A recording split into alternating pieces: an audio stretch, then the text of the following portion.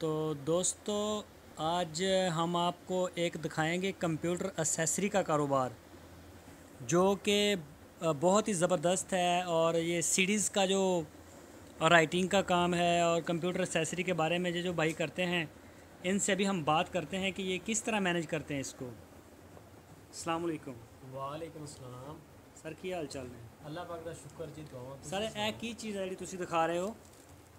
ਇਹ ਸਰ ਕਾਪੀਅਰ ਲੱਗੇ ਹੋਏ ਆ। ਇਹ ਜਿਹੜੇ ਕਾਪੀਅਰ ਲੱਗੇ ਨੇ? ਹਾਂਜੀ, ਇਹ ਕਾਪੀਅਰ ਆ ਸਾਰੇ ਆ ਜਿਹੜੇ। ਠੀਕ ਹੋ ਗਿਆ। ਇੱਥੇ ਕੀ ਕਰਦੇ ਹੋ ਤੁਸੀਂ?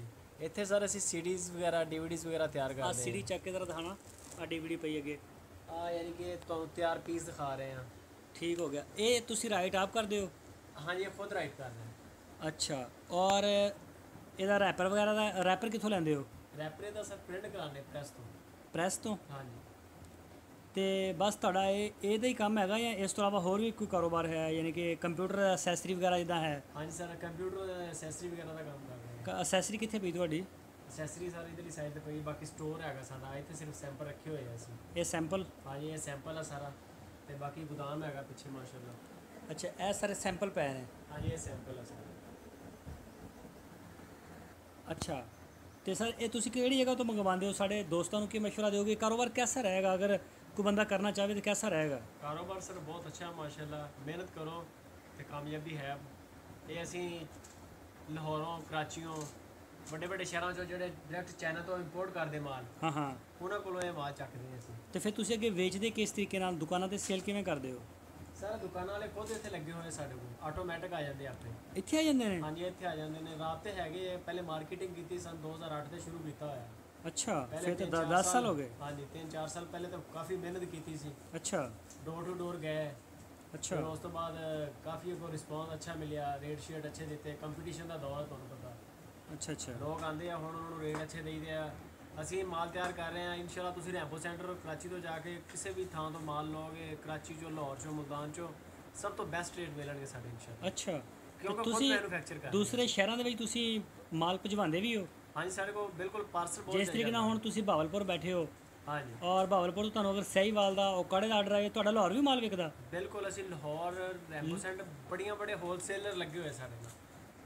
ਅੱਛਾ ਸਰ, ਤੁਸੀਂ ਲਾਹੌਰੋਂ ਮਾਲ ਲੈਂਦੇ ਹੋ, ਤੁਸੀਂ ਯਾਨੀ ਕਿ ਬਹਾਵਲਪੁਰ 'ਚ ਬੈਠੇ ਹੋ, ਇੱਥੋਂ ਤੁਸੀਂ ਸਹੀਵਾਲ ਵੀ ਤੁਹਾਡੀਆਂ ਬਿਲਟੀਆਂ ਜਾਂਦੀਆਂ ਨੇ ਜਾਂ ਕੀ? ਹਾਂਜੀ, ਬਿਲਡਿੰਗਾਂ ਪਾਰਸਲ ਜਾਂਦੇ ਨੇ। ਤੇ ਇਸ ਤੋਂ ਅੱਗੇ ਔਕਾੜਾ ਹੈਗਾ ਗਾ, ਲਾਹੌਰ, ਫੈਸਲਾਬਾਦ? ਕਾੜਾ, ਪੱਤੋ ਕੀ, ਲਾਹੌਰ, ਫੈਸਲਾਬਾਦ, ਚੰਗ, ਟੋਬਾ, ਫੈ- ਸਾਰੇ ਏਰੀਆ 'ਚ। ਲਾਹੌਰ 'ਚ ਵੀ ਮਾਲ ਵਿਕਦਾ ਹੈ? ਹਾਂਜੀ, ਲਾਹੌਰ 'ਚ ਅਸੀਂ ਬਾਜ਼ਕਾਤ ਇਸ ਤਰ੍ਹਾਂ ਹੁੰਦਾ ਕਿ ਅਸੀਂ ਵੱਡੇ ਡਿਸਟ੍ਰੀਬਿਊਟਰ ਕੋਲ ਖਰੀਦਿਆ ਜਿਨ੍ਹਾਂ ਦਾ ਪਤਾ ਹੀ ਨਹੀਂ ਹੁੰਦਾ ਕਿਸੇ ਨੂੰ। ਅੱਛਾ। ਉੱਥੋਂ ਲੈ ਕੇ ਅਸੀਂ ਲਾਹੌਰ ਦੇ ਵਿੱਚ ਜਿਹੜੇ ਛੋਟੇ ਡਿਸਟ੍ਰੀਬਿਊਟਰ ਆ ਉਹਨਾਂ ਨੂੰ ਮਾਲ ਦੇ ਦੇਈਏ।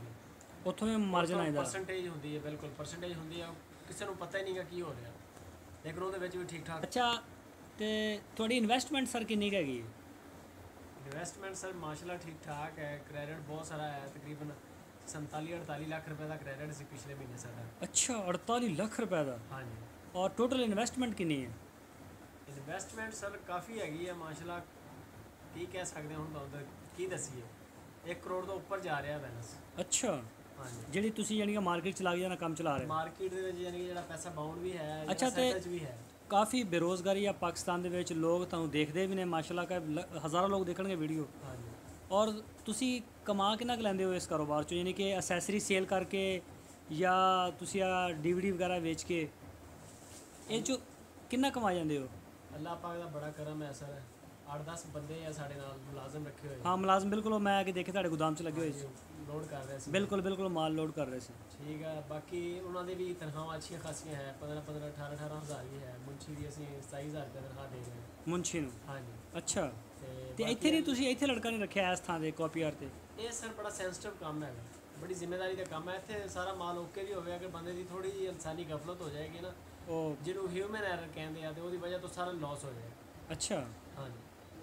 ਤੇ ਤੁਸੀਂ ਕਮਾ ਕਿੰਨਾ ਕੁ ਲੈਂਦੇ ਹੋ? ਯਾਨੀ ਕਿ ਅਗਰ ਕੋਈ ਬੰਦਾ ਅੰਦਾਜ਼ਾ ਲਾਣਾ ਚਾਹੁੰਦਾ ਕਿ ਮੈਂ ਕਰੋੜ ਰੁਪਏ ਦੀ ਜਾਂ 1.5 ਕਰੋੜ ਰੁਪਏ ਦੀ ਇਨਵੈਸਟਮੈਂਟ ਕਰਨਾ, ਐਸੇ ਵੀ ਲੋਕ ਹੈ ਨੇ ਜਿਹੜੇ ਪੈਸਾ ਲੈ ਕੇ ਫਿਰਦੇ ਨੇ, ਇਨਵੈਸਟਮੈਂਟ ਵੀ ਕਰਨਾ ਚਾਹੁੰਦੇ ਨੇ, ਤੇ ਮਾਲ ਨੂੰ ਸਰ ਅੱਲਾ ਦੀ ਮਿਹਰਬਾਨੀ ਨਾਲ ਕਲਟਸ ਲੈ ਸਕਦੇ ਅਸੀਂ ਹਰ ਮਹੀਨੇ। ਹਰ ਮਹੀਨੇ? ਹਰ ਮਹੀਨੇ ਕਲਟਸ ਨਵੀਂ ਕਢਾ ਸਕਦੇ। ਅੱਛਾ। ਅੱਲਾਹ ਪਾਕ ਦੀ ਬੜੀ ਖੈਰ ਹੈ। ਫਿਰ ਤਾਂ ਬਹੁਤ ਅੱਛੀ ਕਮਾਈ ਹੈ। ਹਾਂਜੀ। ਚਲੋ ਠੀਕ ਹੈ, ਇਨਸ਼ਾਅੱਲਾ ਫਿਰ ਤੁਹਾਨੂੰ ਫਿਰ ਮਿਲਾਂਗੇ ਕਦੀ ਜ਼ਰੂਰ। ਅਗਰ ਸਾਡੇ ਦੋਸਤ ਤੁਸੀਂ ਤਸ਼ਰੀਫ ਲੈ ਕੇ ਆਇਓ, ਇਨਸ਼ਾਅੱਲਾ ਤੁਹਾਨੂੰ ਗੋਦਾਮ ਦਾ ਵਿਜ਼ਿਟ ਕਰਾਵਾਂਗੇ।